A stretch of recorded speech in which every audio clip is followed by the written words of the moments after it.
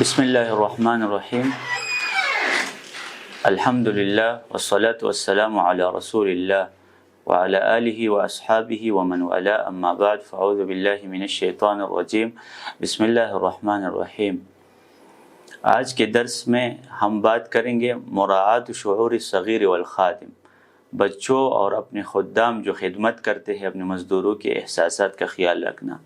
اس حوالے سے سب سے پہلے ہم بات کریں گے مراعات شعور الزوجۃ الصغیرہ۔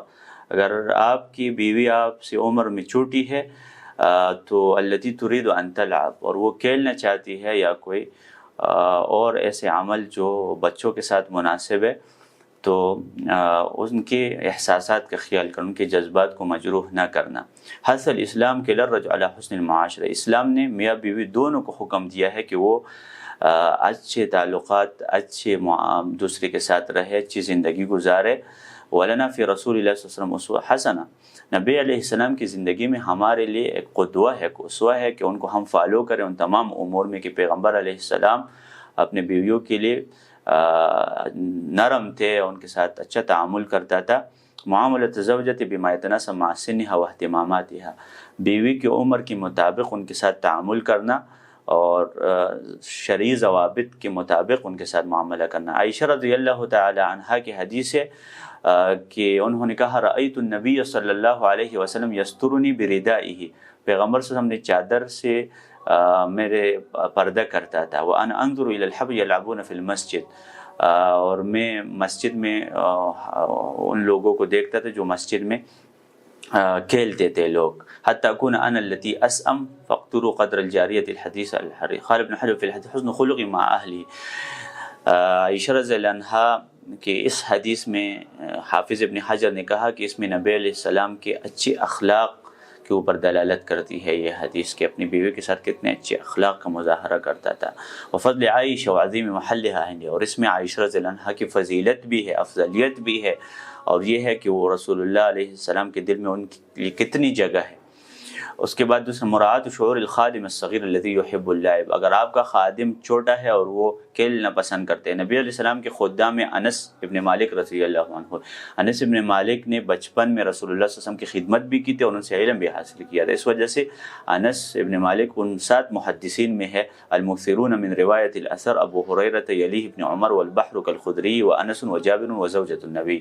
انس کا نام یہ محدثین میں ہے، تو رسول اللہ صلی اللہ علیہ وسلم سے احادیث، اور 10 سال خدمت کی ہے، کبھی بھی 10 سالوں میں پیغمبر صلی اللہ علیہ وسلم نے ان کو ایسی کوئی بات نہیں کی ہے جن سے ان کے دل کو تکلیف پہنچائے۔ ان انس ان کان رسول من احسن الناس خلقا، انس کہتے ہیں کہ پیغمبر صلی اللہ علیہ وسلم اخلاق کے اعتبار سے تمام لوگوں میں اچھے تھے۔ فارسلنی یوما لحاجہ، ایک دن مجھے بھیجا کہ بازار جائے کوئی حاجت کے لیے۔ فقلت واللہ لا اذهب، میں نے کہا میں نہیں جاؤں گا۔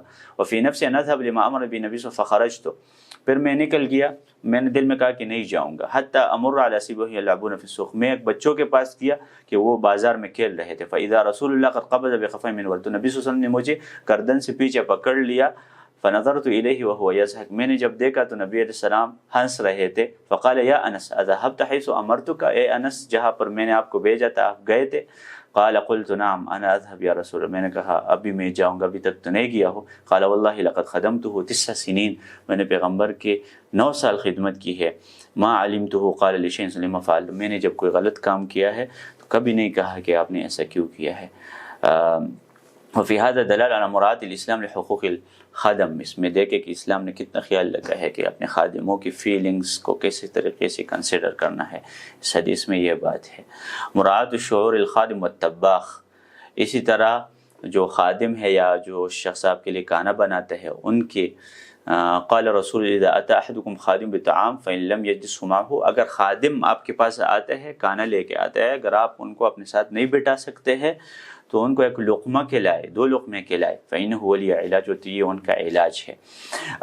ابو مسعود رضی اللہ عنہ کے حدیث ہے كنت اضرب غلاما لی، میں اپنے غلام کو مارتا، اپنے خادم کو مارتا تھا، تو نبی علیہ السلام نے پیچھے سے مجھے آواز دی کہ اعلم ابا مسعود للہ اقدر علیک منک علیہ، اللہ آپ کے اوپر ہے، آپ اس کے اوپر ہے نا تو اللہ آپ کے اوپر ہے۔